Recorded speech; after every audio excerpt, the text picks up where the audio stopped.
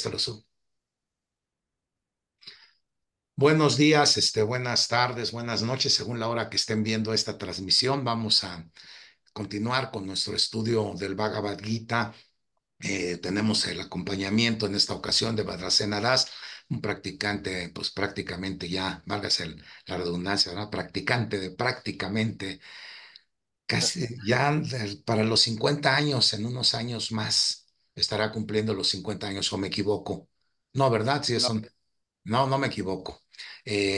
Nos acompaña ahí alias José Carlos Rodríguez, Nara Jaridas, también un practicante, ya también de varios años, no tantos como Badracena, porque es mucho más joven que Badracena, pero bueno, también ya con muchos años de la práctica del Bhakti Yoga y de estudiar el pensamiento vedántico de acuerdo con el enfoque Achintya Veda Veda Tattva, que es uno de los enfoques en algunos momentos posteriores en este estudio, no necesariamente en esta sesión, pero al estudiar algunos otros capítulos haremos seguramente en algún momento algunas referencias a esa filosofía, no a fondo necesariamente, pero sí en relación con nuestro objetivo, que es dilucidar en qué podemos nosotros, o mejor dicho, cómo podemos ver en el Bhagavad Gita una ayuda, un refugio, una posibilidad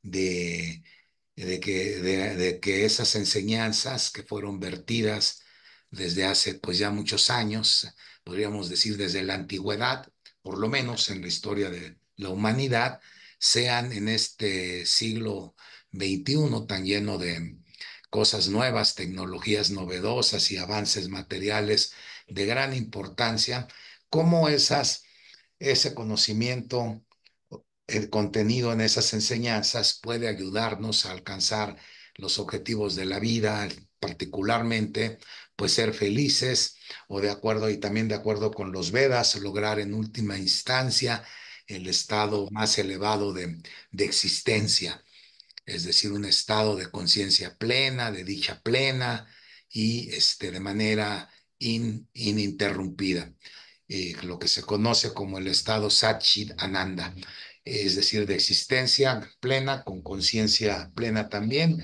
y dicha o bienaventuranza plena, ese estado que es por el que trabajamos, el que anhelamos tener, de hecho, y alcanzar y permanecer ahí día tras día.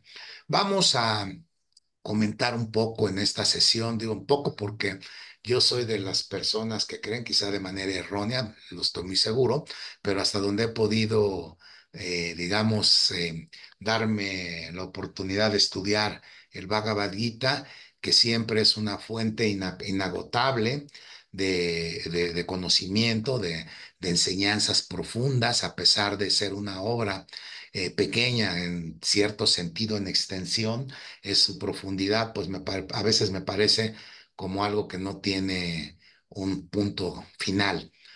Grandes personas se han apropiado de ese conocimiento y han elogiado el contenido del Bhagavad Gita, por ejemplo, entre otros. Pues Aldous Huxley, un pensador, bueno, escritor muy famoso, Ralph Emerson, un filósofo muy famoso del siglo pasado, bueno, artistas como Beethoven, estudiaba Bhagavad Gita y bueno, Beethoven sabemos que es todo un ser revolucionario en el sentido de la música y de su pensamiento social muy revolucionario.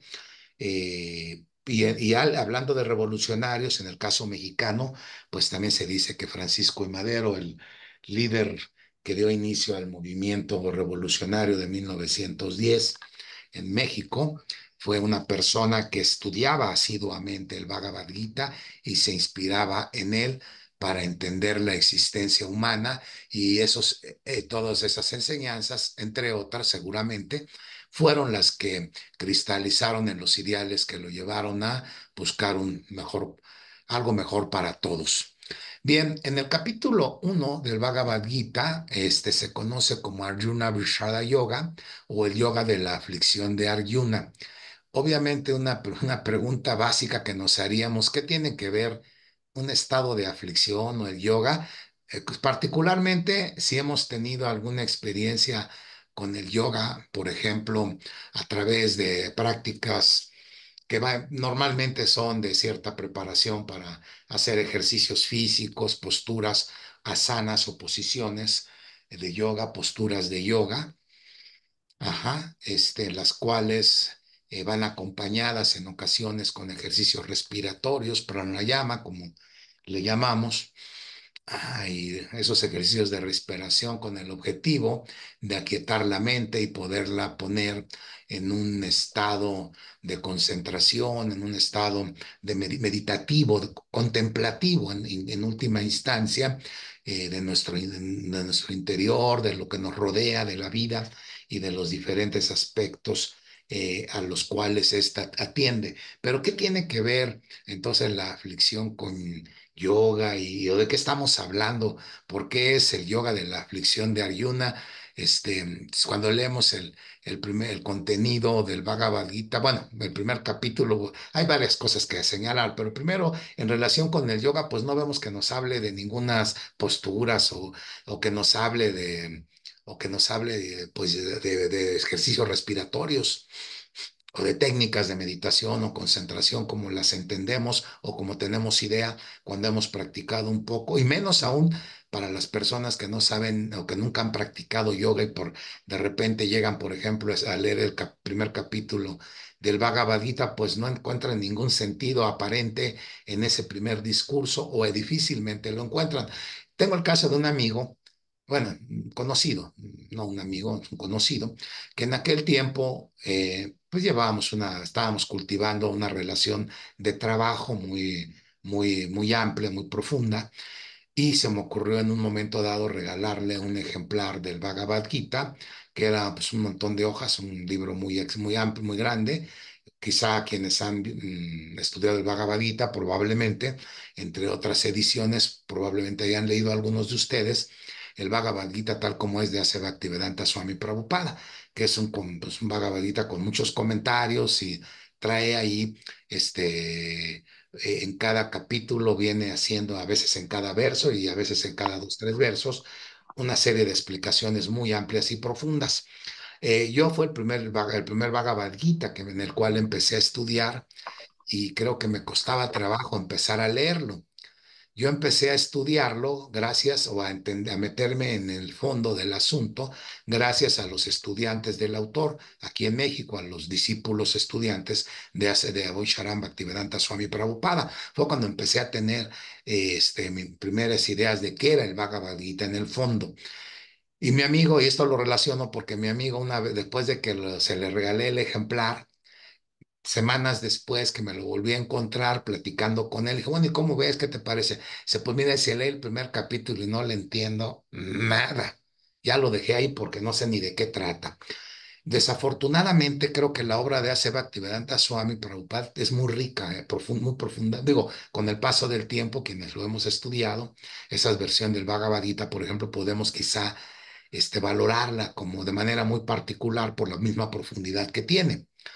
Pero por el otro lado también es cierto, se debe reconocer, o yo lo reconozco como otras personas, alguien me lo hizo ver hace algunos meses, no recuerdo ahorita el nombre de la persona, me lo hizo ver hace unos meses, dices que ese no es un Bhagavad Gita para un principiante, ese es un Bhagavad Gita para alguien que ya tiene pues muchos antecedentes, o que ya tiene algún antecedente, por lo menos, si no muy profundos, por lo menos es alguien para alguien intermedio en su conocimiento. Dije, ah, caray, pues puede ser que tenga razón.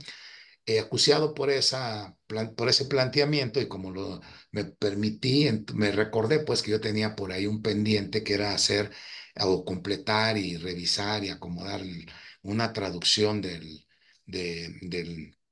texto que es los puros versos del Bhagavad Gita de Ase Bhaktivedanta Swami Prabhupada, traducidas al inglés por Srila Bhaktivedanta Puri Maharaj, la cual está en el otro extremo. No tiene ninguna explicación en el texto, está traducido desde una perspectiva muy particular que es igual a la de Ase Bhaktivedanta Swami Prabhupada, pero no tiene ninguna explicación. Entonces también está hecho para personas que una de dos tienen ya todos los antecedentes previos por alguna razón o están estudiando simultáneamente todos esos antecedentes. Y en este sentido, entonces, pues el Bhagavad Gita, digo, partiendo de esta perspectiva y antes de tratar de entender la relación yoga o qué tiene este capítulo en relación con el yoga, que trataremos de hacer hoy, lo haremos o intentaremos hacerlo en principio planteándonos como tres grandes puntos, ¿no? El primer punto es introducir de alguna manera el diálogo, es decir, hablar un poco del contexto en el que se da este diálogo, porque el Bhagavad Gita a final de cuentas es un diálogo, a final de cuentas es un diálogo que en realidad descansa en base la parte más fuerte o principal descansa en base a unas cuantas preguntas y a una serie de exposiciones que se da entre los dos personajes centrales. Krishna, quien está fungiendo ahí como el expositor de todo este conocimiento, y Arjuna, que es como el estudiante o discípulo, la persona que está haciendo, inquiriendo, haciendo preguntas, cuestionando y recibiendo respuestas. Básicamente es un diálogo, pero esto se da en un contexto y el primer capítulo, curiosamente, los primeros veintitantos versos, me parece que son los primeros 29 versos al menos, aquí quien no habla nada, absolutamente, no habla en lo absoluto ni Krishna ni Arjuna. Entonces es importante hablar un poco de esos antecedentes y qué implicaciones tienen, sobre todo para entender la filosofía y el modo de vida védicos, que esto puede ser útil, eso sí tiene que ver con el yoga como un fundamento y eso lo explicaremos entonces al abordar este primer gran punto.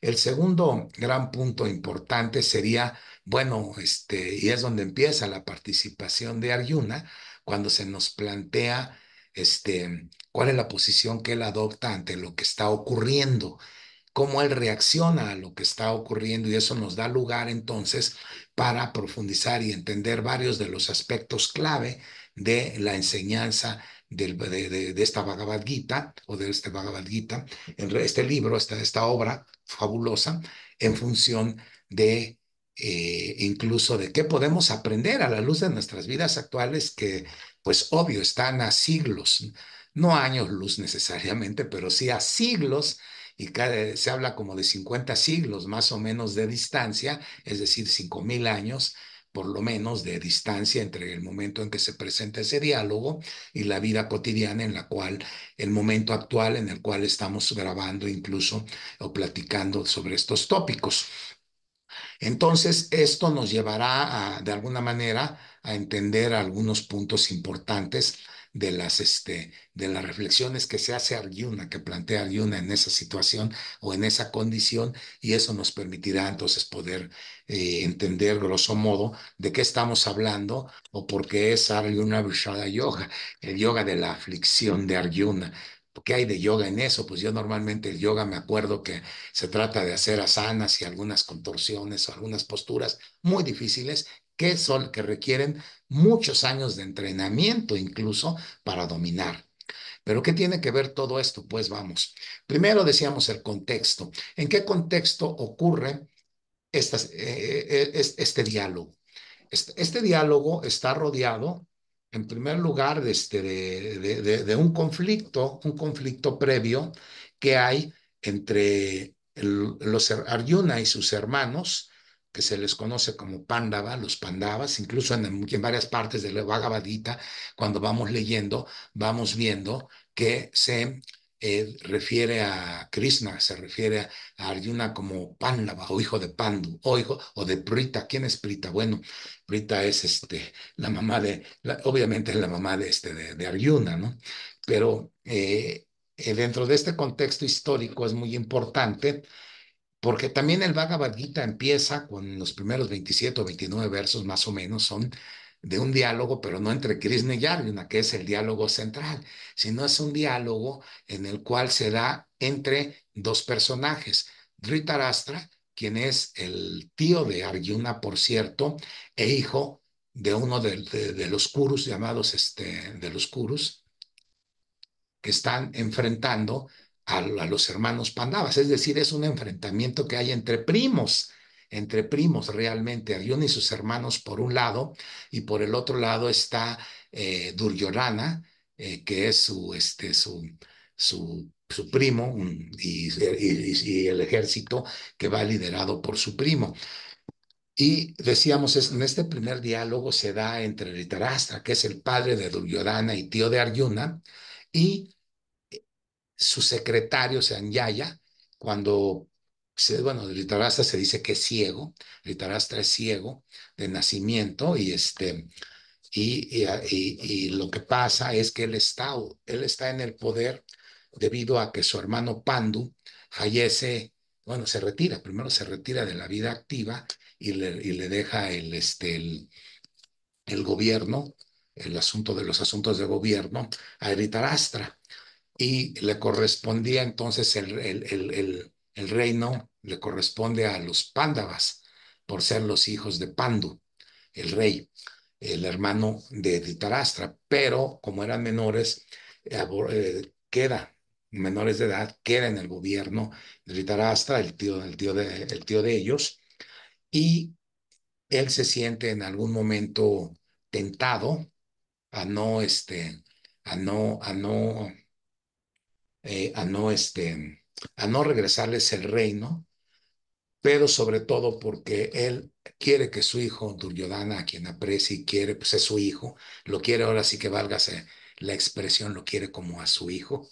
Entonces, él, de alguna manera también, dada la ambición que tiene Duryodhana de ocupar el reino, no solo no entrega el poder del reino a los Pandavas, a Yudhishthira, que es el mayor de los Pándavas, a quien le corresponde en derecho ejercer la función de rey, en lugar de entregárselo, apoya y decide ponerse del lado de su hijo Duryodhana, quien trata pues de mantenerse de manera espuria, es decir, de usurpando, es un usurpador, ambos son usurpadores, pues tanto su padre por mantener el reino y no entregarlo, para entregárselo en algún momento posterior a Duryodhana, a su hijo, de quien entonces lleva a cabo una serie de trampas, intentos de asesinato, incluso contra los Pándavas, y busca eliminarlos del terreno mediante engaños, mediante mentiras, trata de hacerlo a un lado, hacer a un lado a los Pándavas para que no puedan tomar el control del control del reino. Es decir, los está despojando, contribuyendo a despojarlos, apoyado por su padre. Ahora bien, de ahí de entrada, algo muy importante a señalar es que Bhagavad Gita considera, desde ahí ya está hablando de temas de yoga, varios temas de yoga. Para quienes practican yoga recuerdan o recordarán que es yama y niyama, que son los fundamentos o bases de la práctica de yoga.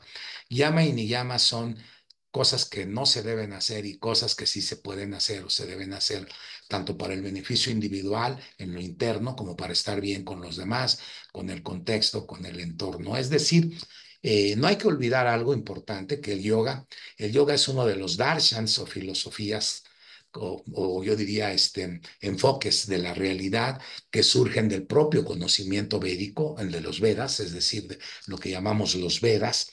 De ahí existen los seis enfoques que tratan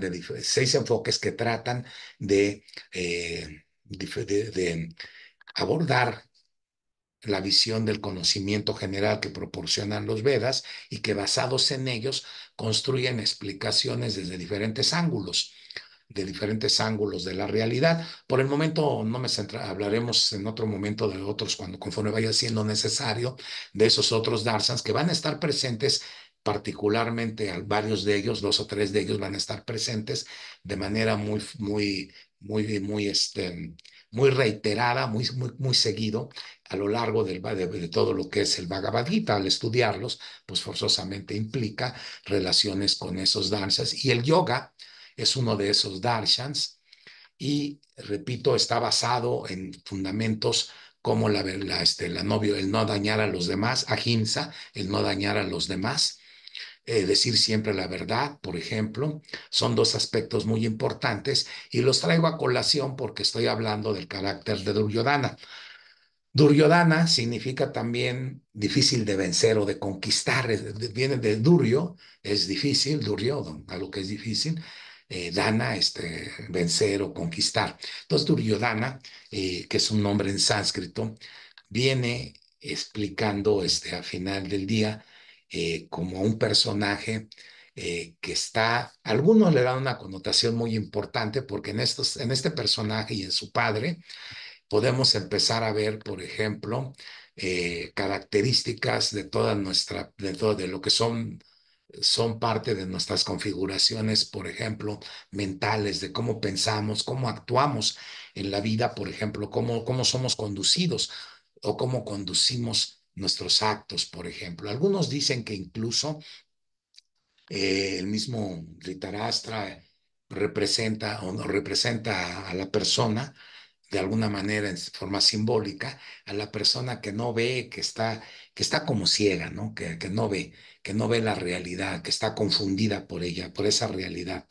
Dhritarashtra, dado el afecto que tiene por su hijo, el amor que tiene por su hijo, está dispuesto a seguir usurpando algo que no es de él, algo que no le corresponde, algo que es pues definitivamente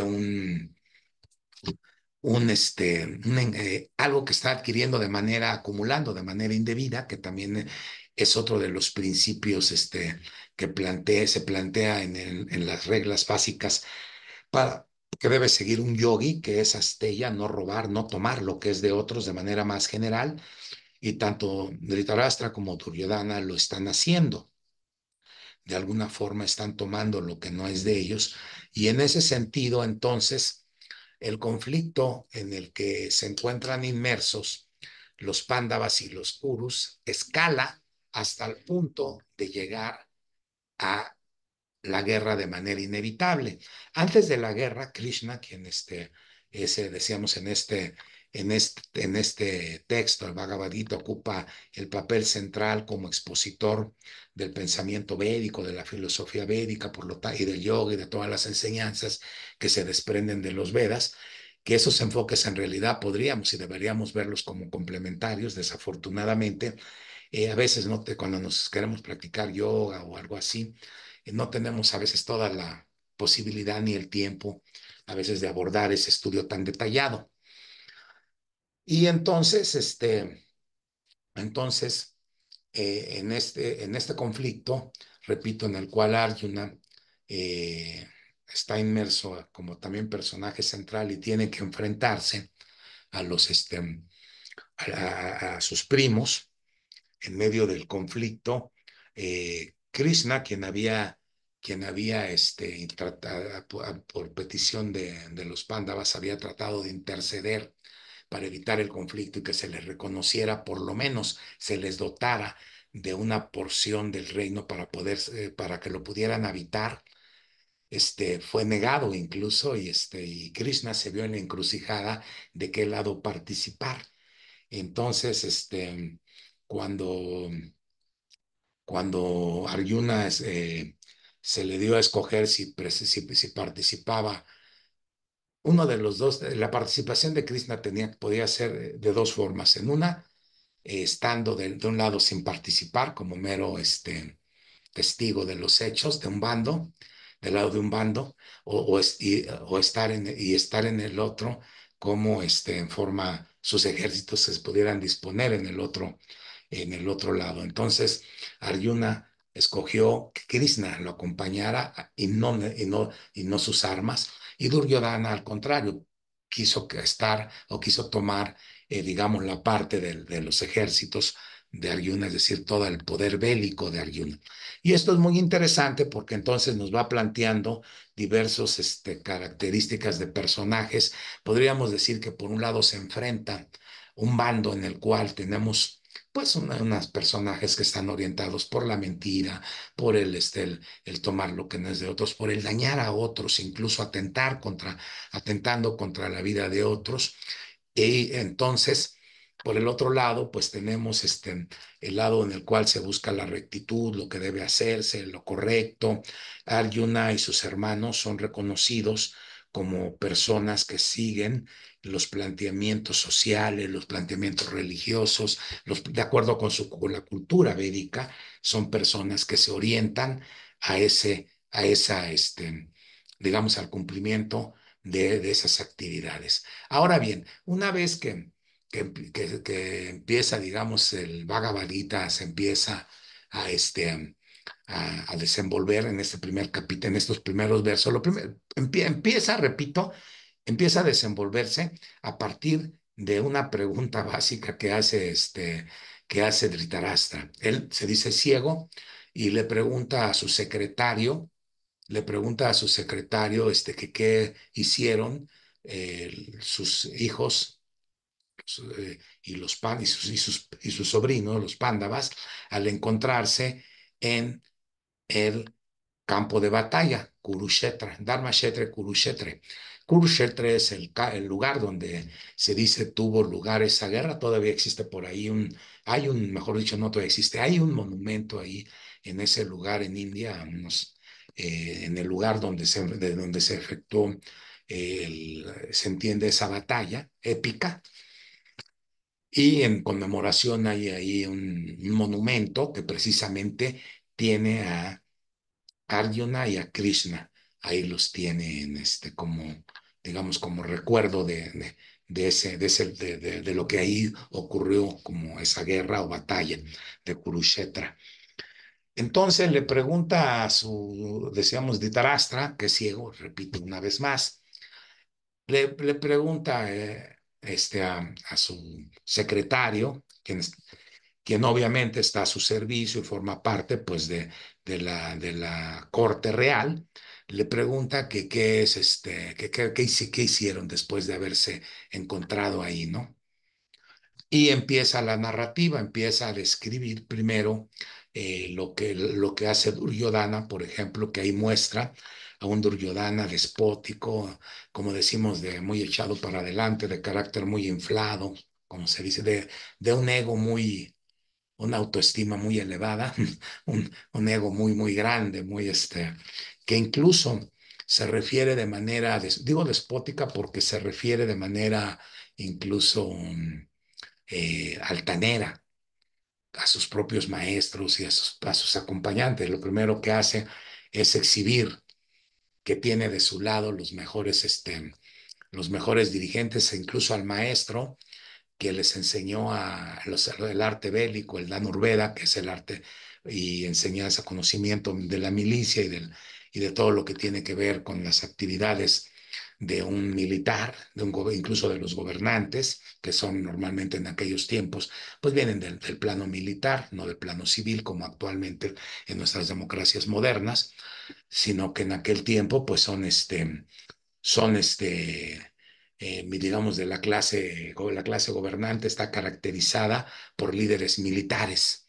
Eh, el caso, bueno, Arjuna, por ejemplo, sus hermanos son expertos en la batalla y hace una comparación, este, Duryodhana hace una comparación de los dos ejércitos, de su ejército y de lo pequeño que es el ejército en comparación en poder bélico, el ejército de los pándavas.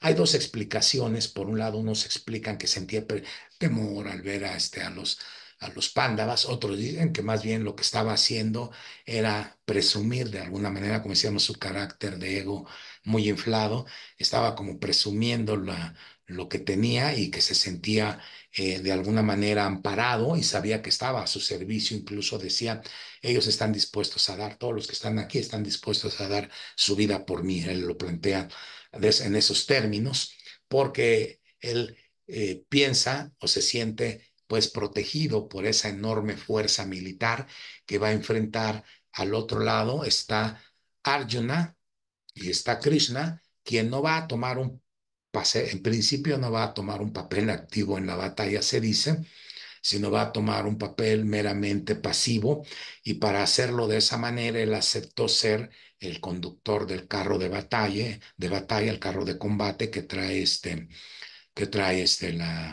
Arjuna. Entonces Arjuna empieza, digamos, una vez que termina de plantearse de plantearse lo que ocurre en el momento, en el momento en que a Duryodhana ha rodeado de sus principales jefes militares, ha hecho ha hecho toda una apología, una defensa, una alabanza a su propia fuerza militar y dicen que empiezan a sonar las caracolas de ambos lados de los ejércitos, se producen dice, un sonido tumultuoso, así ensordecedor, ¿no? Capaz de espantar incluso al más valiente, porque es la fuerza y el poder, digamos, el momento previo al combate, decíamos la adrenalina, como diríamos, previo a un enfrentamiento en el cual está en juego la vida propia, ¿no? Entonces, ahí Arjuna le pide a, a Krishna que también le acerque, ¿no? Lo ponga en algún lugar donde pueda ver eh, cómo está desplegado el ejército enemigo y cuando lo ve, cómo reacciona Arjuna. En los versos de los 47 versos, los últimos 19, 20 están dedicados precisamente a ese punto en el cual la reacción de Arjuna es básicamente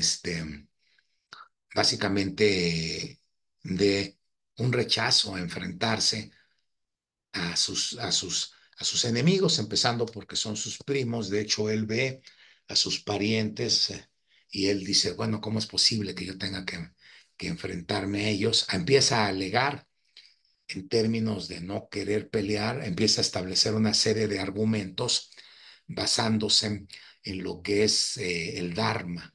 Él habla de que fundamentalmente el hecho, él establece una serie de argumentos digamos, en secuencia, en los cuales dice, bueno, es que de qué sentido tendría ganar lo que esta guerra nos puede dar como premios, que es el reino fundamentalmente, y disfrutar de todo lo que confiere una posición de rey, una posición regia. ¿Qué sentido tiene si en esto vamos a perder a todos aquellos con los que pudiéramos querer disfrutar de ese triunfo? Primos, hermanos, familiares, parientes, amigos, maestros, entonces, realmente esta situación es la que va a motivar en principio y esta argumentación que va estableciendo es lo que va a motivar las enseñanzas que vamos a ver posteriormente en los otros capítulos, que a partir del capítulo 2, por ejemplo, Krishna empieza a explicar una serie de aspectos del conocimiento védico, que es el propio fundamento en el cual Arjuna está defendiendo su postura. Él dice, por ejemplo, ¿qué sentido tiene si lo que va a pasar es que en primer lugar no vamos a tener con quién disfrutar esto, con aquellos seres que queremos van a estar muertos, no vamos a poder gozar o disfrutar con ellos? Aquí hay enseñanzas, voy a acabar de hacer rápido una relación de esto rápido, voy a plantear un poquito algunos aspectos recapitulando un poco hasta ahora un poco lo que podemos plantear en relación con este punto en relación con este punto, de esto que tiene que ver con yoga y tratar de derivar también, aunque derivemos algunos planteamientos que nos puedan ayudar a cosas más, digamos, más cercanas a nosotros, ¿no? Idealmente de manera particular cada quien. Pero antes de hacer decíamos, esa especie de recapitulación, voy a concluir solamente un poco avanzando en los argumentos de Arjuna. Porque él dice, bueno, además, por un lado, además de que no vamos a tener con quién disfrutar, ¿qué va a pasar? Eso es en el plano familiar, ¿no? En el plano personal. Yo ya no voy a tener a mis parientes aquí para que gocen conmigo del botín que voy a hacerme merecedor al ganar esto, ¿no? No, no tiene, no, no, eso no va a ser posible. No, ya no hay, eso no, no hay un motivo que me lleve o me impulse entonces a pelear. Es el planteamiento de Arjuna, o en términos de lo que piensa Arjuna. Pues segundo lugar, también plantea, bueno, y es que lo que va a pasar es que al desaparecer los cabezas o jefes de familia, entonces se va a degradar la sociedad de manera tal que vamos a empezar a tener prole no deseada. Eso es en el plano social y en el plano religioso, con las deudas con los antepasados que todos adquirimos, por ejemplo, con nuestros padres, nuestros hermanos mayores, nuestros eh, a- ancestros, incluso rastreados eternamente, quién sabe hasta dónde, porque pues bueno, no sabemos bien a bien quiénes fueron más allá de dos, tres generaciones. Luego no sabemos ya nada de nuestra familia, actualmente es muy difícil, pero hay deudas con ellos, indiscutiblemente. Entonces, en la costumbre védica, pues, y en muchas tradiciones en el mundo, es que a los antepasados no solo se les respeta en memoria, sino además se les conmemora y se tiene presente que hay que hacerles ofrendas para aquellos que están en el plano de esa existencia puedan estar también contentos y satisfechos, de manera tal que podamos obtener sus bendiciones y hacer nuestra vida mejor. Eso es un planteamiento del tipo de la religión védica. Es un planteamiento religioso que atañe a las costumbres sociales derivadas de la religión védica y que son presentes, repito, actualmente, por ejemplo, los días de muertos, que más que el Halloween, de andar pidiendo ahí dinero o dulces en la calle, más que eso, nuestro Día de Muertos en la República Mexicana, por ejemplo, y en otros países de costumbres similares, es hacer ofrendas precisamente de lo que le gusta o le gustaba a difuntos inmediatos, que tal, hasta donde tenemos idea, de nuestra parentela. Se les ofrece comida y otras bebidas y otros placeres de los que le gustaba, por ejemplo, ¿no? De igual forma, pues la cultura védica, pues vamos estaba acostumbrado a eso, como una ofrendas de agua y de alimentos, además de flores y incienso, otras cosas a los antepasados. Dice, ya no va a haber quien las haga. Y él dice, a partir de ahí se va a romper en principio, o se rompe en principio, el, se rompe en principio digamos, las tradiciones, se rompen los paramparas o tradiciones. Todo lo que viene en nuestro parampara se va a romper. Y al romperse, entonces va a venir esa degradación de la cual él habla, porque dice entonces, al trastocarse el orden religioso, que es el orden moral, va a haber eso precisamente, una pérdida en la moral de las, de la población en general, y va a llevar a una degradación en la cual vamos a empezar a tener todo lo que puede pensarse de una civilización degradada, incluyendo el tener pues miembros de la sociedad, válgase la redundancia, bueno, no la redundancia, más bien claramente antisociales, es decir, en contra del propio beneficio de la sociedad. Y aquí entonces, digamos, grosso modo, es en lo que se plantea Arjuna como argumentos y llega en el momento máximo, en el momento cumbre de su aflicción, llega a decir, yo me siento ahorita de plano muy, muy mal, muy ansioso de enfrentar esta situación, me siento ansioso no en el sentido de buscarla, sino más bien una gran ansiedad me ha despertado, una gran inestabilidad mental, una confusión, mi mente da vueltas, me siento, como diríamos, mareado, atarantado, confundido, me siento, no sé qué hacer, no sé, creo que no tiene ningún sentido que yo me enfrente a que yo enfrente esta pelea, más no tiene, ante este cuadro que él narra, dice, y él considera lo mejor, dice, es incluso que me maten sin que yo meta las manos siquiera. Sería mejor eso, es mejor que tener que ser la causa, que tener que enfrentarme a ellos y ser la causa de toda esa degradación que estoy previendo. Dice que está anticipando puede ocurrir si lleva a cabo esa batalla o esa pelea. Ese es el estado, digamos, de aflicción que enfrenta Arjuna y las reflexiones que él hace. Ahora, ¿qué podemos obtener o sacar de todo este discurso que venimos enfrentando. En primer lugar, los argumentos, bueno, voy a empezar desde este punto hacia atrás un poco y yendo y viniendo a lo largo de en este espacio, digamos, de donde empieza la pregunta, la preocupación de Dhritarashtra y donde está la aflicción o preocupación que tiene Arjuna.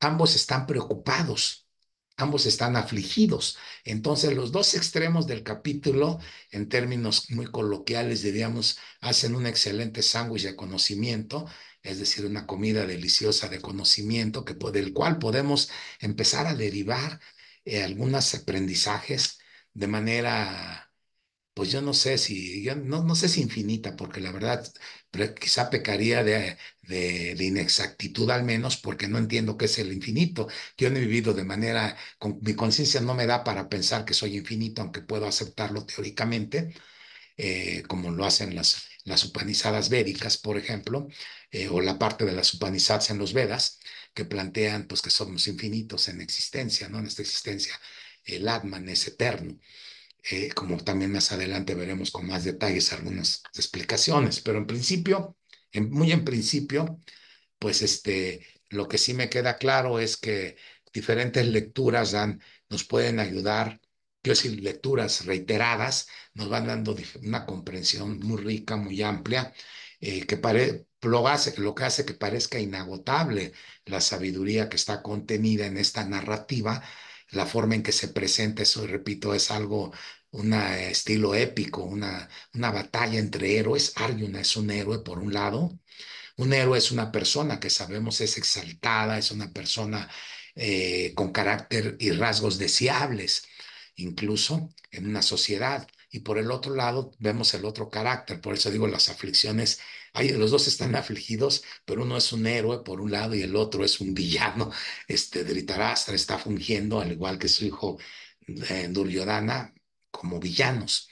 Dhritarashtra decía, repito, se dice que no podía ver y dice Swami Prabhupada, por ejemplo, en su comentario respectivo, dice, no solo era ciego este, visualmente, es decir, no solo estaba físicamente incapacitado, sino también espiritualmente estaba incapacitado. Y ahí nos mete ya Swami Prabhupada en su comentario a un plano de discurso muy importante, muy interesante.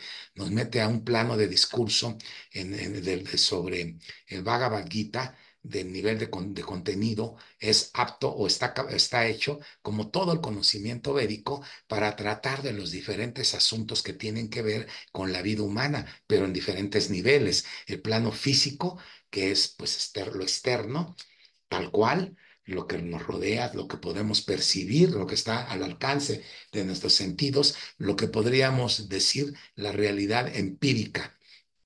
Luego nos permite ver un segundo, bueno, hay un segundo plano, el plano mental, este plano de discurso mental que hay entre el preocupado de Dhritarashtra, ¿qué está pasando? ¿Qué pasó? Cuéntame, ¿qué pasó? ¿Qué hicieron?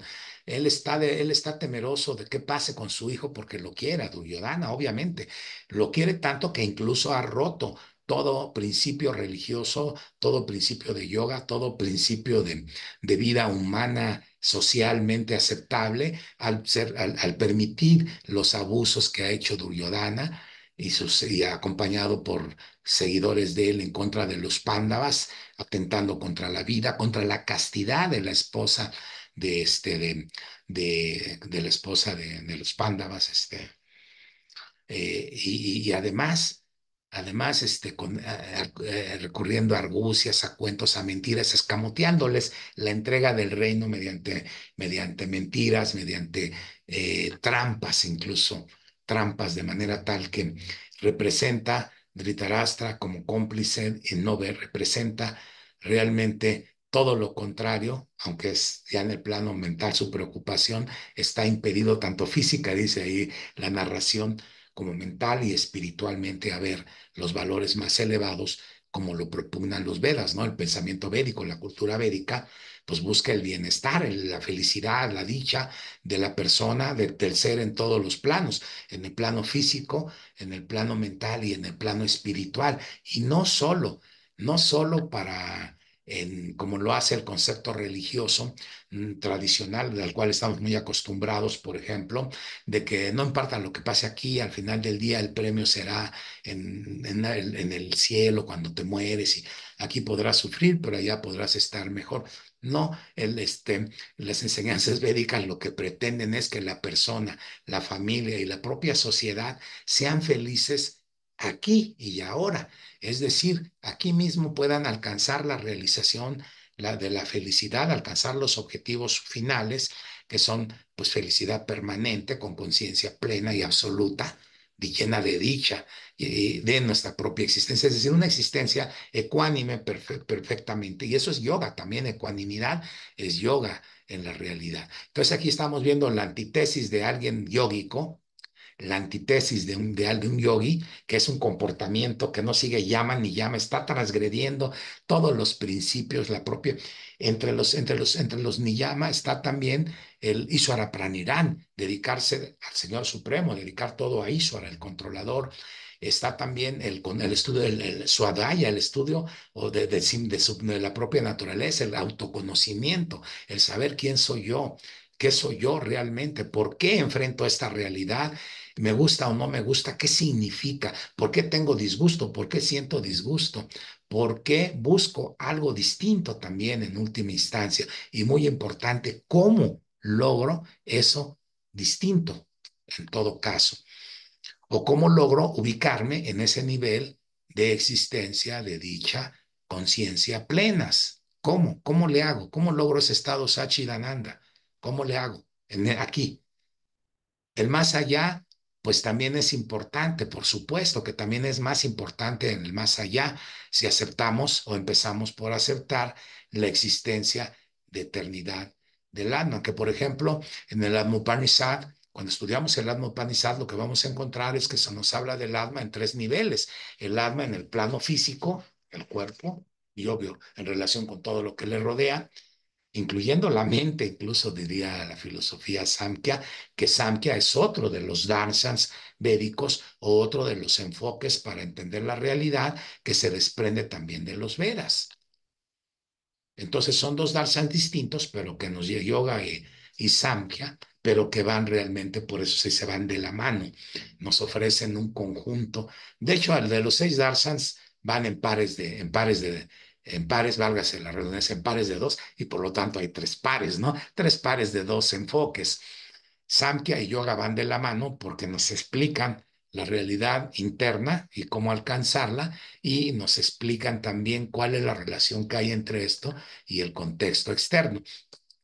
En ese sentido, entonces, Bhagavad Gita está muy fundamentado, muy fundado en lo que son esos dos darshans, en esos dos darshans védicos. El Samkhya, por un lado, el estudio analítico, se dice, del espíritu y la materia, porque desde la perspectiva del conocimiento védico, reitero, el ser no es nada más el plano físico y mental, eso es algo físico, material de alguna manera, sino también habla del plano espiritual. Y el plano espiritual lo podemos subdividir en dos planos: el plano espiritual o Atman individual, Jiva Atman, que es el plano individual, y la super Atman o alma suprema, del cual pues se entiende es el origen de todo el Atman. Samkhya explica cómo se da esa condición por decirlo de alguna manera, de generación de las atmas o jivas individuales como consecuencia de la existencia del Atman supremo. Entonces, regresándonos, iremos abordando todos estos tópicos con mayor profundidad a lo largo del desarrollo del, este, del, de este estudio de Bhagavad Gita en otras sesiones. Por el momento, hay que empezar a considerar, para ir cerrando, que tenemos entonces el carácter, por un lado, de Dhritarashtra, que decíamos, niega totalmente lo más profundo de las enseñanzas védicas, que es el cuidar por los demás, el gobernar para el bienestar de los demás. Satria, de acuerdo, en alguna parte se dice que Satria, que es el orden real, el orden guerrero militar, se deriva de la palabra de aquel que protege o cuida, aquel que cura las heridas también, es decir, aquel que procura eliminar los malestares, las dolencias, los sufrimientos de la gente que sufre digamos, en el pueblo que él gobierna. Ese es el significado de la palabra kshatriya. Y ese es el deber fundamental de un kshatriya desde la perspectiva social. No es el poder por el poder y el gobernar para disfrutar de qué es lo que hace Duryodhana, por ejemplo. Él quiere disfrutar el ansia de poder por lo que esto representa, el poder y el alcance a todos los placeres o disfrutes que hay con el poder. Y en ese sentido hay quienes dicen, en primer lugar, Dhritarashtra, dicen algunos, representa, de alguna manera, representa entonces a nosotros cuando no vemos, cuando estamos ignorantes de la realidad, no sabemos qué es qué. Necesitamos conocer qué es qué para poder ver, para poder recuperar, para poder recuperar nuestra vista, para poder recuperar nuestra visión de la realidad. Necesitamos, necesitamos entonces que, que algo nos ilumine, necesitamos salir de esa condición para poder, pues para poder ver las cosas como son. En segundo lugar, Duryodhana representa también entonces a esa parte de nuestro ser que está, que está dominada por el ansia de gozar o disfrutar de las adquisiciones que se tienen, como en el caso de como en el caso de digamos, de aquí de un reino, en el caso nuestro, es el deseo que tenemos de disfrutar, pues, de posesiones materiales. Todos tenemos algunas posesiones materiales y la posibilidad de perderlas, como es el caso de Duryodhana, que ve la posibilidad de perderla por, bueno, él en realidad ni siquiera le pertenecen. Él está tratando de tener lo que ni siquiera le corresponde, es decir, de apropiarse de lo que es de otros. Y entonces él sufre con la idea de ser, de tener que restituirlas, a grado tal que incluso está dispuesto a enfrentar la guerra, a enfrentar la pelea por tenerlas. Está dispuesto a hacer lo que sea ya de hecho, de lo que hemos comentado que ha hecho, atentar contra la vida de sus primos y la mamá de su primo, porque manda que encender la casa donde viven para que mueran ahí quemados, se salvan y luego inventa otras tretas, logra mediante un juego de dados, se dice que Yudhishthir tenía tenía una debilidad que era jugar los dados. Entonces, mediante un juego engañoso de dados, logran ganarle, en primer lugar, la posibilidad de entregarle el reino, incluso hacen una humillación a la esposa, a la esposa de ellos, Draupadi, la desnudan públicamente. Bueno, ahí hay una historia muy interesante porque otro carácter del que no he hablado es Krishna, que después hablaré un poco de él, pero ahorita nada más anticiparé algo, por el momento plantearemos que Krishna es de acuerdo con, con Mahabharata, Puranas y otras escrituras védicas, es considerado como un avatar, un avatar significa que desciende o lo que desciende. Entonces se dice que es un descenso de la divinidad suprema, del ser supremo, del Señor Supremo mismo, quien, toma un cuerpo humano y es un carácter, juega un papel muy especial. Entonces, juega un papel muy especial en el diálogo y en el texto que es el Bhagavad Gita. Por eso, pues bueno, hablaremos más de él después. Prácticamente la mayor parte de versos del Bhagavad Gita los habla él, básicamente, o son atribuidos a él. Entonces, tenemos, repito, por un lado estos caracteres, por el otro lado tenemos el papel de Arjuna, que es una persona justa, una persona querida por Krishna, pero que además es una persona muy hábil, muy hábil, muy hábil para hacer sus actividades. Es un buen guerrero, experto en el uso de las armas. Es una persona, pues vamos, también del sangre real, perteneciente a la clase dominante, a la clase gobernante, y con cualidades, con buenas cualidades para pelear. Sin embargo, aquí en el discurso que él plantea es algo muy interesante. De acuerdo con la perspectiva de lo que es el yoga, él es una persona experta en yoga, una persona además religiosa, una persona de buenas, repito, de buenas cualidades.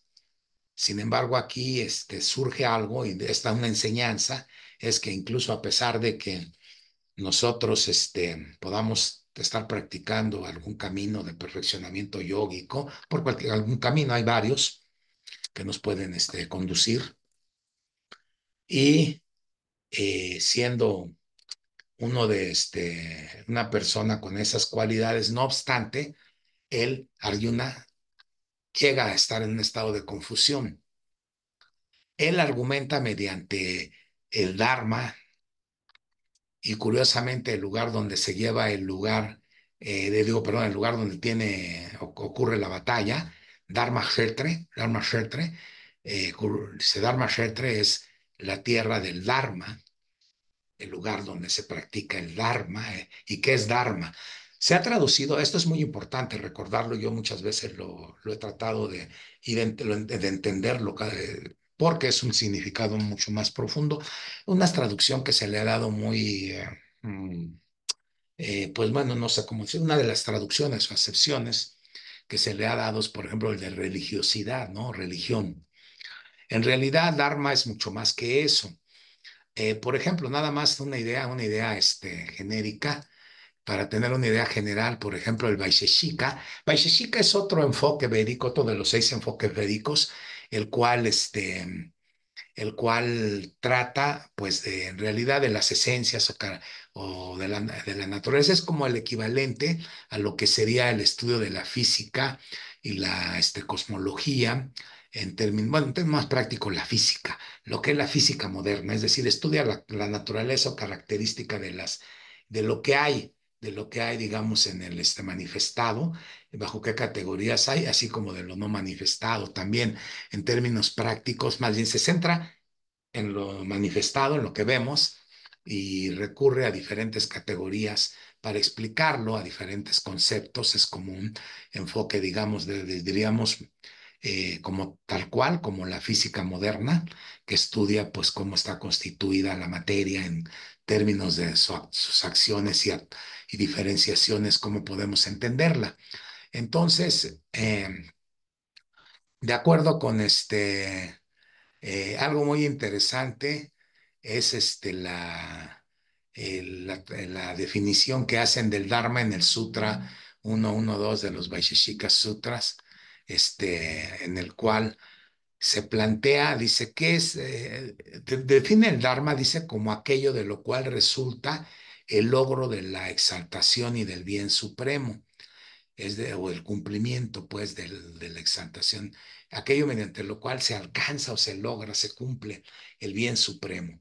Entonces, los argumentos de Arjuna dicen, parecen ir enfocados hacia el logro del bien supremo, cuando dicen, no, es que no tiene sentido pelear, pero una pregunta importante es, ¿el bien supremo sería que se disfrute con que se disfrute de todos los beneficios de ganar la guerra? Porque él dice que ya no tendría con quién disfrutarlos. Eso realmente es el bien supremo.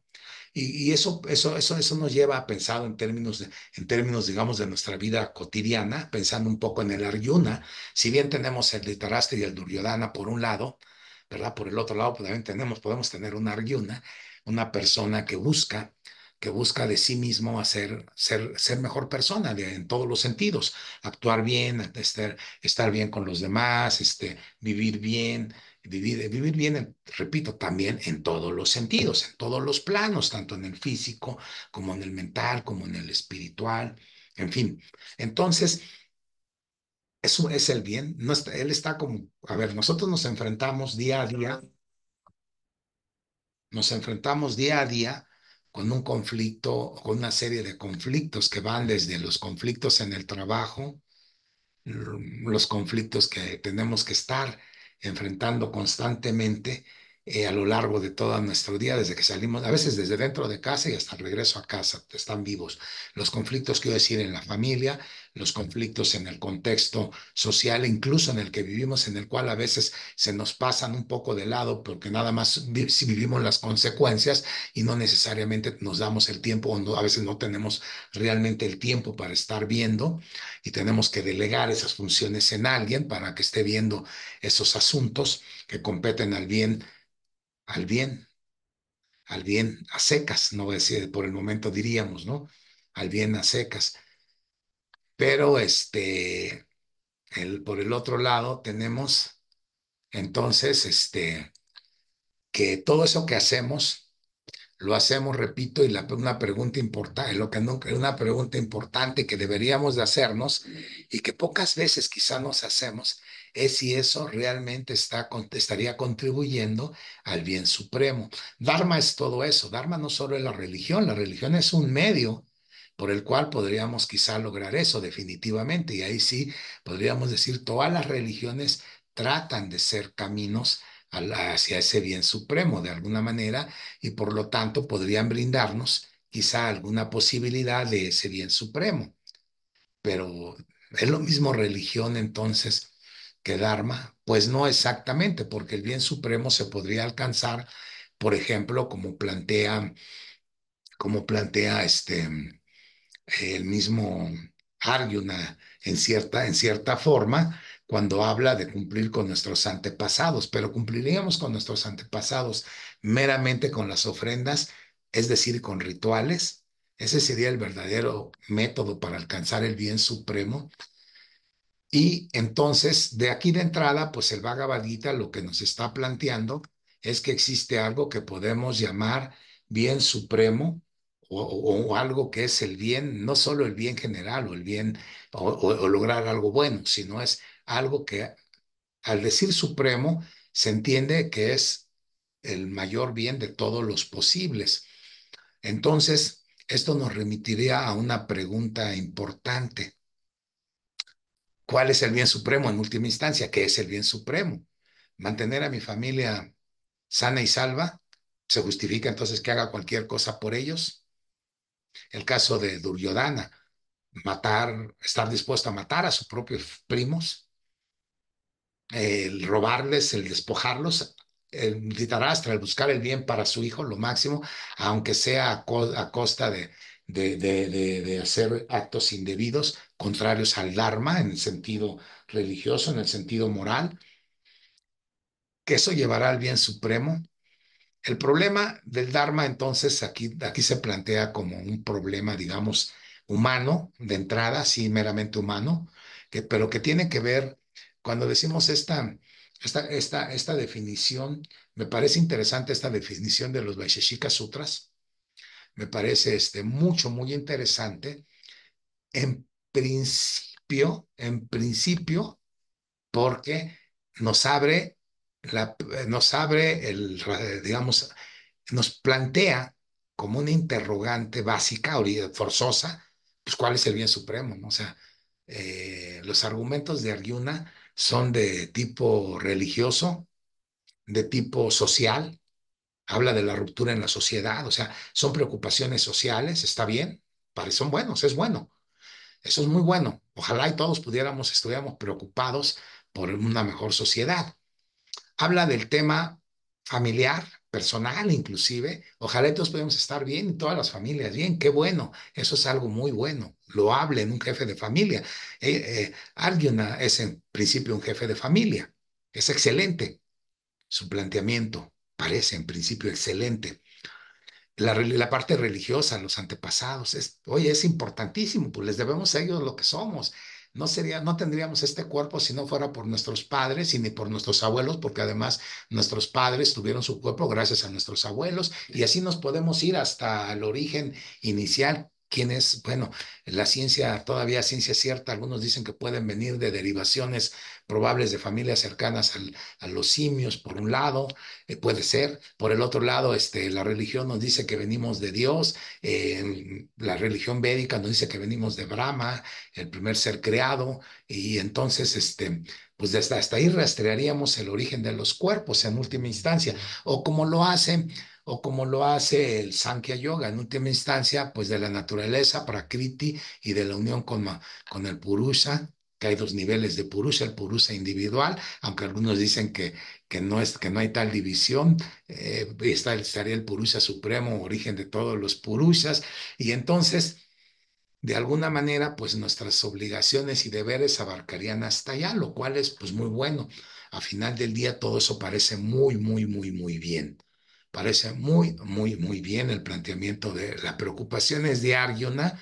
No son triviales, están fundamentadas, aparentemente bien fundadas, muy bien fundadas, de hecho están centradas en lo que podríamos decir un buen ciudadano preocupado por el bien común en el nivel social, un buen jefe de familia y persona preocupado por el bien personal y de su familia, y una persona religiosa preocupada por el cumplimiento de deberes religiosos. Aparentemente, hasta ahí es impecable el planteamiento de Arjuna, quien incluso se dice muestra una gran compasión, se dice en parte, pero al mismo tiempo también se siente insatisfecho a pesar de estar bien planteado en esas condiciones, en esos niveles de actuación, en tanto que un cuerpo humano o un ser humano sería deseable, su actuación preocupado por todos esos niveles de acción personal, o sea, lo individual,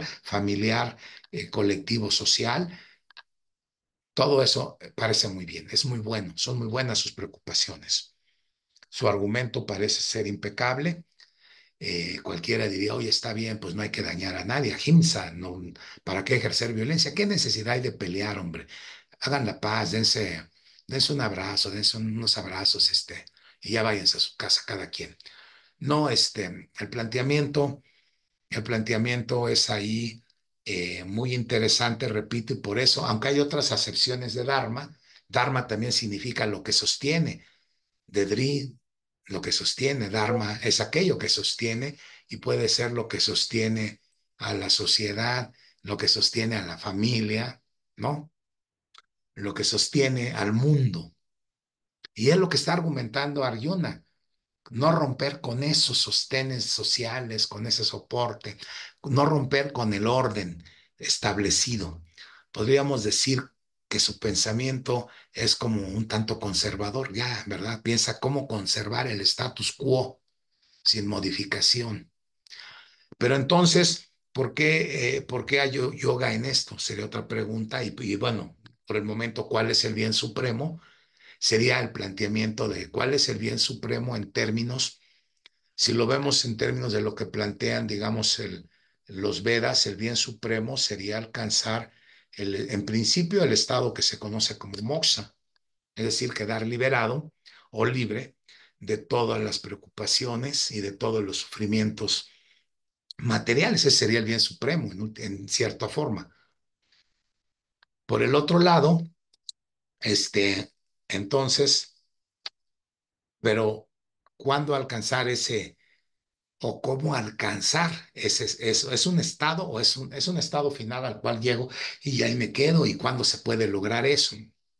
De acuerdo con las enseñanzas védicas, por ejemplo, las enseñanzas incluso del yoga, pues ese estado se puede alcanzar precisamente en esta vida mediante ciertas prácticas. De hecho, todo el planteamiento védico está centrado en eso, en las filosofías védicas o darshans védicos o enfoques de la realidad, como yo prefiero llamarlas, son están orientadas en ese sentido, a que en esta misma vida alcance o tenga ese estado. Por ejemplo, en el yoga se habla de que cuando hablamos del último, digamos, de la parte más elevada del yoga, que es los tres últimos estados, Dhyana, Dharana y este, Dharana, Dhyana y Samadhi, que se dice son la concentración, la meditación y la contemplación ya en el plano más elevado.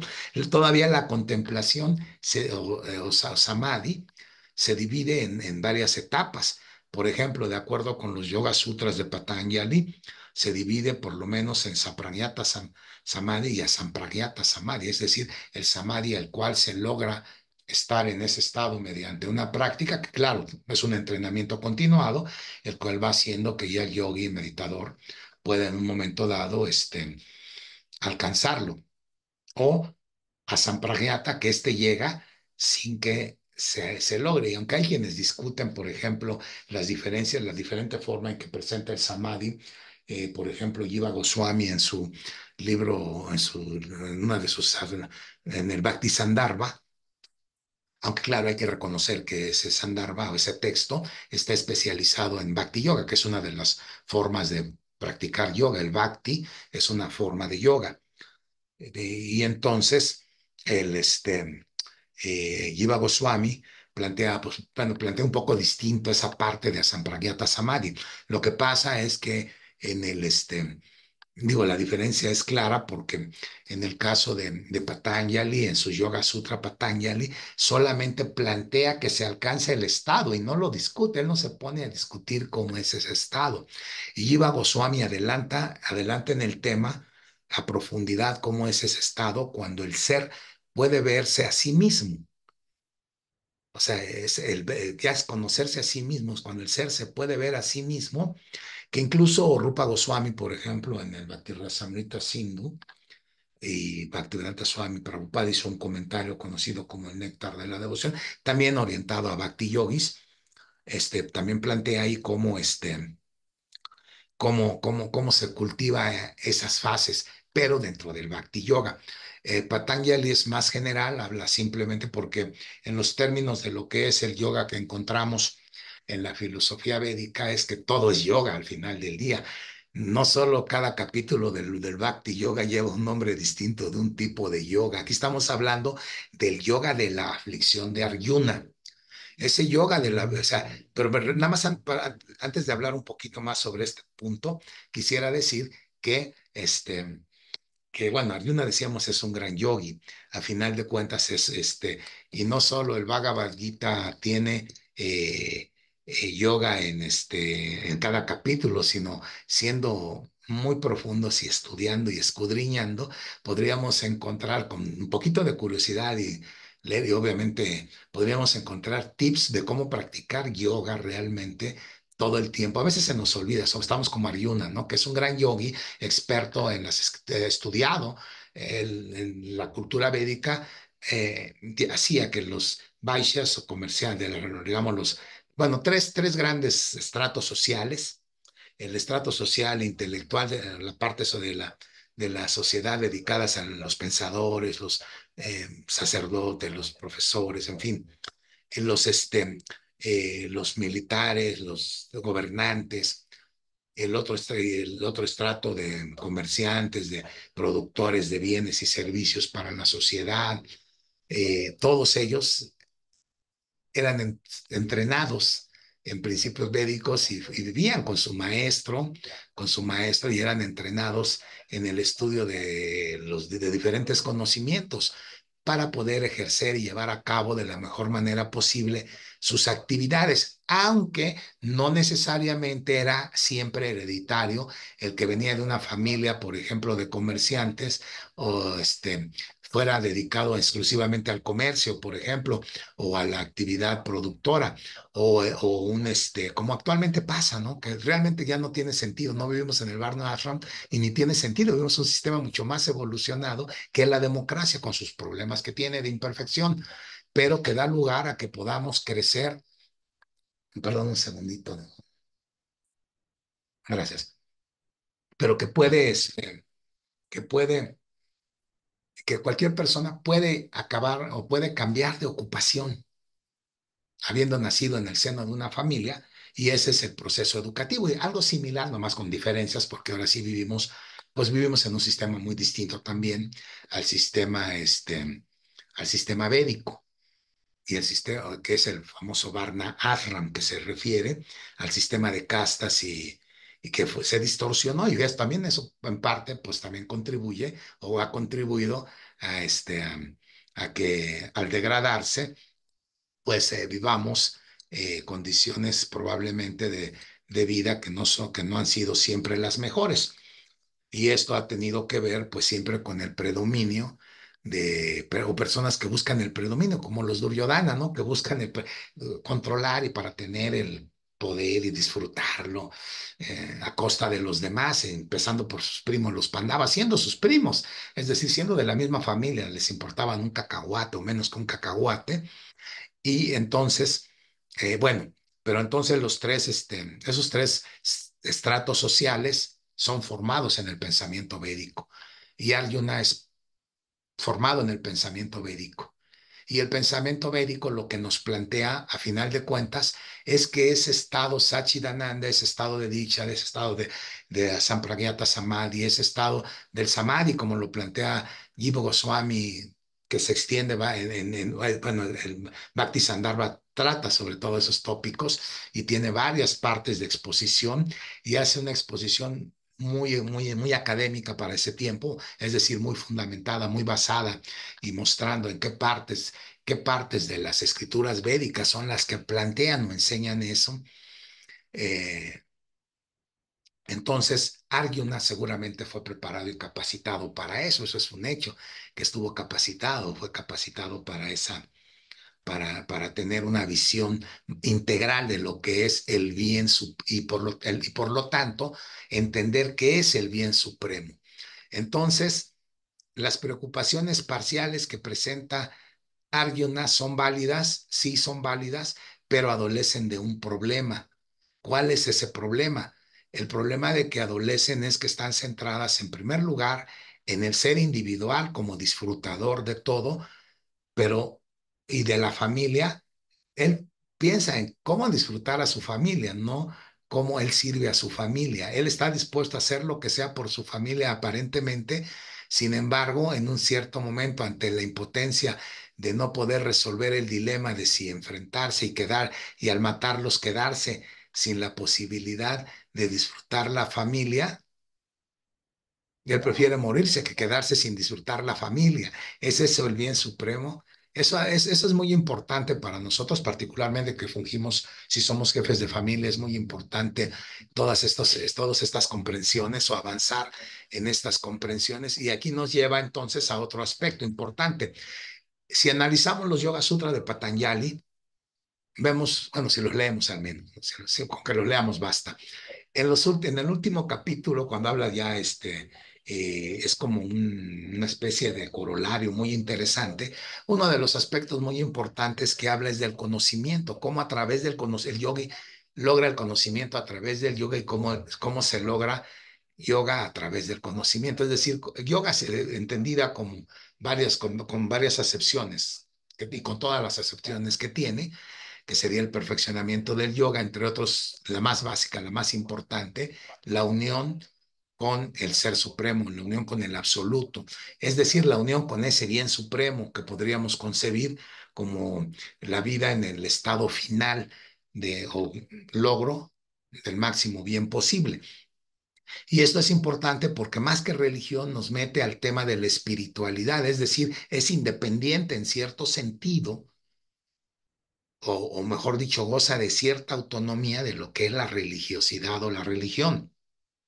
La espiritualidad es algo que va más allá y es el fondo, en última instancia, que del conocimiento buscado por el filósofo, por el hombre religioso y en general, pues por todos los seres, que es entender y conocer realmente ese estado de dicha suprema, ese estado de ecuanimidad supremo, de igualdad suprema, que es lo que Samadhi también significa. Samadhi también tiene que ver con ecuanimidad, significa también estabilidad mental, significa un estado de equilibrio en la inteligencia clara, a final del día entonces, la confusión de Arjuna hace que vea y establezca una argumentación válida, repito, pero incompleta. No es que esté mal la argumentación de Arjuna, está correcta hasta donde llega, pero le falta algo que es lo que no lo deja estar contento, no lo deja estar satisfecho, se siente incómodo a pesar de tener toda esa estructura mental. Por eso digo que la adquirió, la procesó mediante su estudio como en sus niñeces, etcétera, y logra hasta su juventud y su desarrollo como persona, que es una persona muy, muy buena en carácter, un héroe incluso, logra, él no logra, con esos planteamientos que él mismo se hace, digamos, no logra resolver su dilema, no logra resolver el problema. Luego entonces se siente abatido, se siente en un estado de conflicto muy grave internamente, está abatido totalmente, está abatido de manera tal que está en el punto idóneo para empezar a entender o buscar el entendimiento de qué es la realidad. Y esa es la parte, digamos, del bien supremo que falta conocer, que le falta recordar probablemente porque lo tiene por ahí.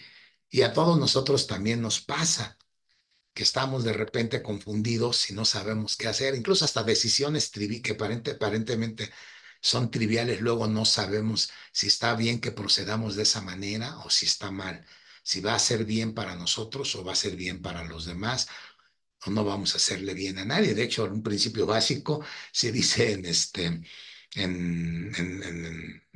la gente, bueno, en la filosofía védica es que para saber si algo está bien, debemos pensar si no se daña a nadie. Si lo que hacemos al menos no daña a nadie de forma alguna, entonces está bien y sí, podemos hacerlo. Pero si causa el mínimo daño a alguien, un sufrimiento o un daño pequeño, menor o grande a alguien, sería mejor refrenarnos de hacerlo. Alguien está viendo ahí el daño que causa a los cuerpos, pero ¿qué pasa con el plano mental? Y más aún, ¿qué pasa con el plano espiritual? Porque al final del día, Atman, le repito, como de acuerdo con el Atman Upanishad, pues el Atman es los tres niveles. Para hablar de Satchidananda, tenemos que hablar en los tres niveles. Para hablar de Samadhi, debemos pensar en un Samadhi en los tres niveles. Para hablar de bienestar, pues en pocas palabras, físico, mental y espiritual, pues son consideraciones importantes. Si no pensamos en términos de esas tres, vamos a tener siempre algún desequilibrio. Vamos a estar como Arjuna, enfrentando siempre la incomodidad, el no saber qué hacer, la desazón, el abatimiento de por más que hacemos para mantener a los hijos, a la esposa, a las amantes, a quien mantengamos, a la sociedad, a todo. Si no hacemos lo que tenemos que hacer de manera, es decir, si no actuamos de manera integral, correcta en todos los niveles, aunque hagamos una parte en una o partes del otro, no va a ser suficiente. Tenemos contradictoriamente entonces en estos momentos, en estos tiempos, avances tecnológicos que hacen nuestra vida facilitada en muchos aspectos. Yo hay cosas que yo no pienso, ¿cómo podría vivir hace, ya no digamos, 5,000 años? Ni siquiera me veo viviendo hace 100 años. Estoy acostumbrado a ciertas calidades, a una forma de vida con tantas facilidades y bueno, en las que falta desarrollar. Seguramente en el futuro es probable que nuestros hijos y nietos puedan vivir mejor, en mejores condiciones que las que vivimos ahora nosotros. Es probable, en cierto sentido. Pero mientras no satisfagamos todos los planos, el plano físico, el plano mental, del plano, es decir, el plano físico también es material igual que el mental, pero son el plano más externo y la mente se le llama o se le describe en los Upanishads como el Yoga Kundalini Upanishad, y otros Upanishads. En otras Upanishads también se le describe como Antakarana, es decir, como el ser interno, ¿no?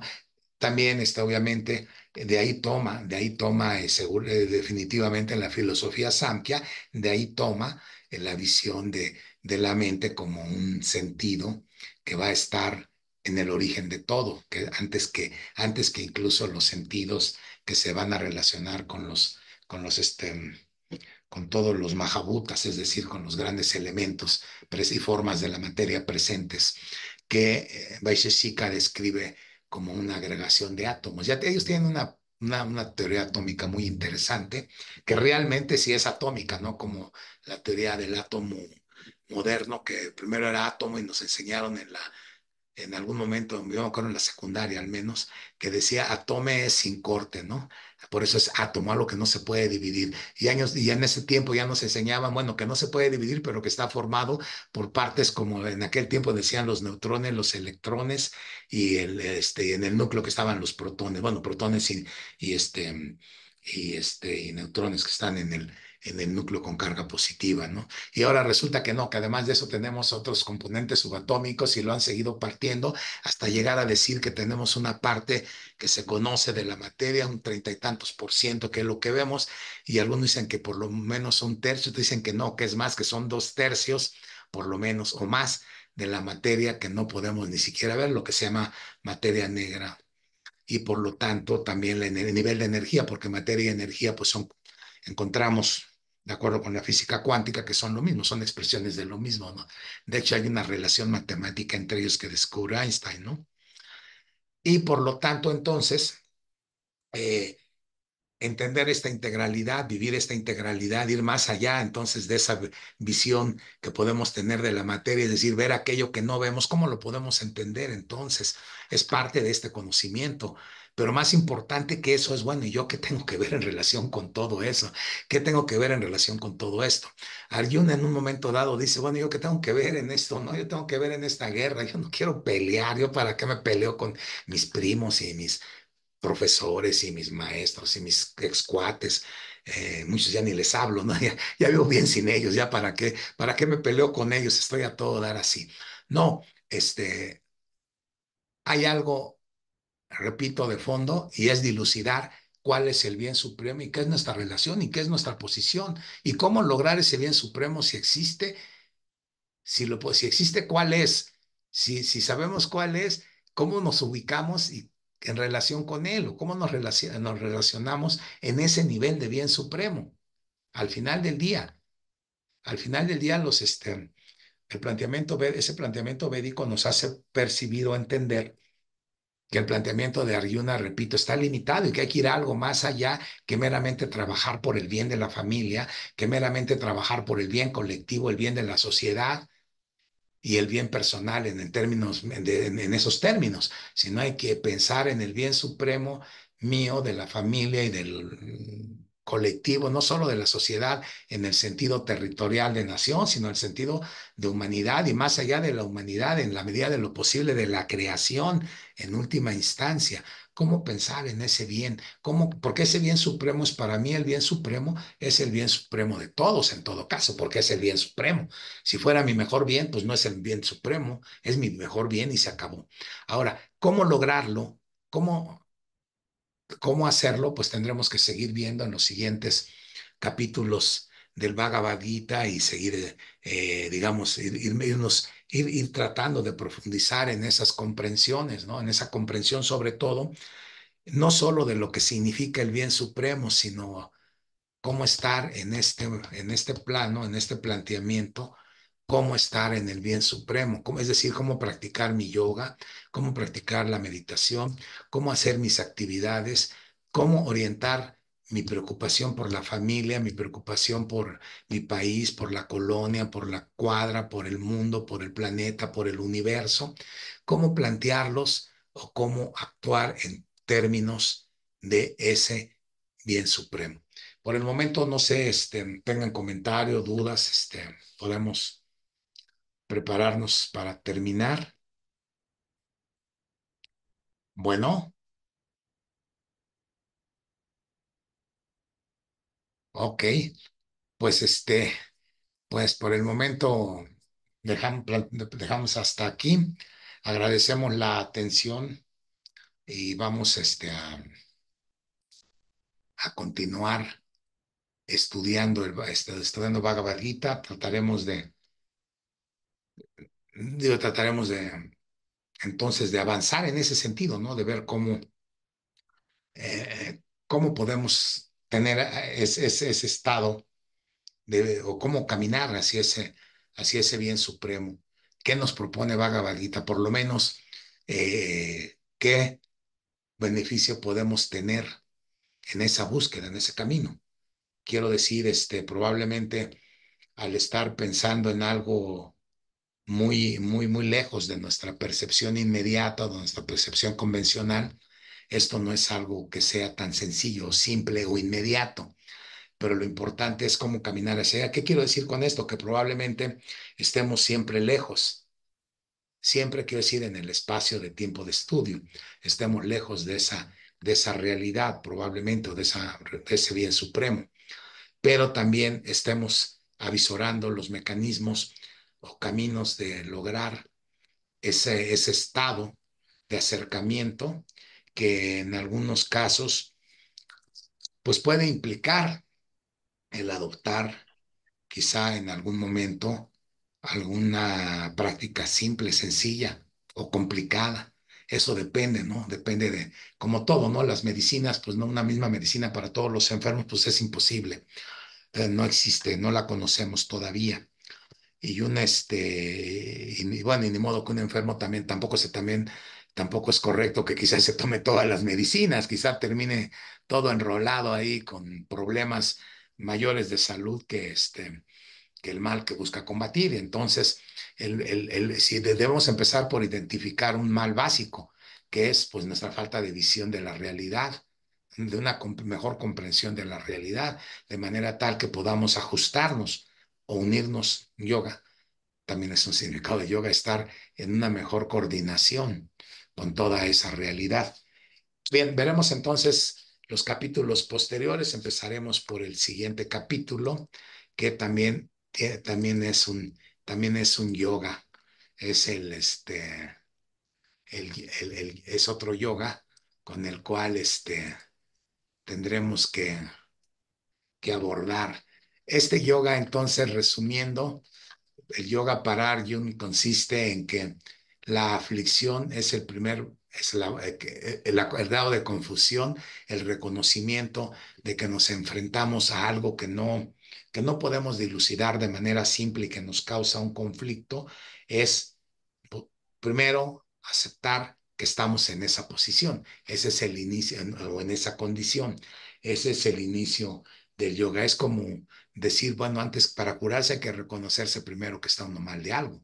Si no sé si uno no reconoce que uno está teniendo algún padecimiento, algún desequilibrio en el funcionamiento orgánico, pues entonces no hay forma de corregirlo.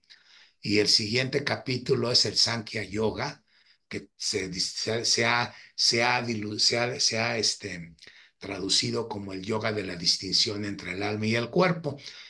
Tiene otras traducciones también la palabra Samkhya, pero pues, están relacionadas. Al final del día es algo perfecto, muy bien hecho. El lenguaje sánscrito. Sánscrito viene de raíces samíkrita. Samkrita quiere decir que está bien hecho. Eso quiere decir, y realmente el lenguaje sánscrito está bien construido. Puede transmitir significados muy profundos a la luz de los textos en los términos que está. Y eso tiene esa gran riqueza. Afortunadamente ayuda en mucho y también desafortunadamente puede conducir o contribuir a que haya algunas confusiones, como se presta a ver en condiciones de discrepancia de enfoque, y eso lleva precisamente a crear algunos, o que haya ciertos enfoques o escuelas de pensamiento reconocidas que pueden diferir en algunos puntos o planteamientos. Sin embargo, no deja de ser importante considerar siempre cuál es el punto final, el punto objetivo, para que a pesar de los vericuetos siempre sepamos o no perdamos de vista cuál es el punto objetivo. Y nosotros podemos adoptar varios puntos objetivos. Uno, saber cuál es ese bien supremo. Pues ese ya es una búsqueda, conocerlo. Quiero conocer ese bien supremo, quiero entrar en contacto con él y quiero vivir muy bien supremamente. Bueno, ok, ese es uno.